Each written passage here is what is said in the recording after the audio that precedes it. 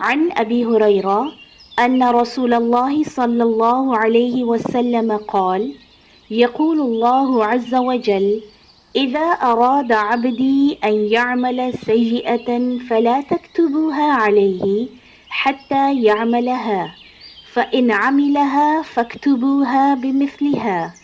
وإن تركها من أجلي فاكتبوها له حسنة، وإذا أراد أن يعمل حسنة فلم يعملها فاكتبوها له حسنة،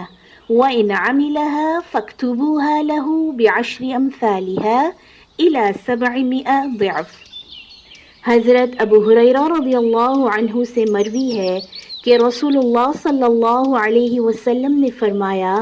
کہ اللہ عز و جل فرشتوں سے فرماتا ہے کہ جب میرا کوئی بندہ برائی کرنے کا ارادہ کرے تو اسے اس کے خلاف اس وقت تک نہ لکھو جب تک وہ برائی اس سے سرزد نہ ہو جائے۔ اگر وہ اس برائی کا ارتکاب کر لے تو اسے ایک ہی گناہ لکھو، اور اگر وہ میری خاطر اس برائی کو چھوڑ دے تو اس کے لیے ایک نیکی لکھ دو، اور جب وہ کوئی نیک کام کرنے کا ارادہ کرے لیکن اسے نہ کر سکے تو ارادے کے ہی اس کے حصے میں ایک نیکی لکھ دو، پھر اگر وہ نیکی کر لے تو اس کے لیے 10 سے 700 گنا تک بڑھا کر لکھو۔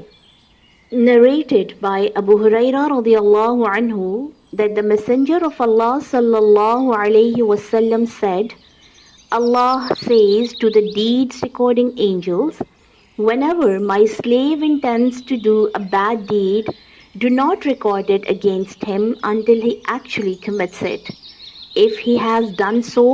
write it down exactly as one in his record book. But if he refrains from it for my sake, write down this as a virtue in his favor. And whenever he intends to do a good deed, but does not actually do it, write it as a virtue for him. And if he puts it into practice, write its reward equal to from 10 to 700 times in his account.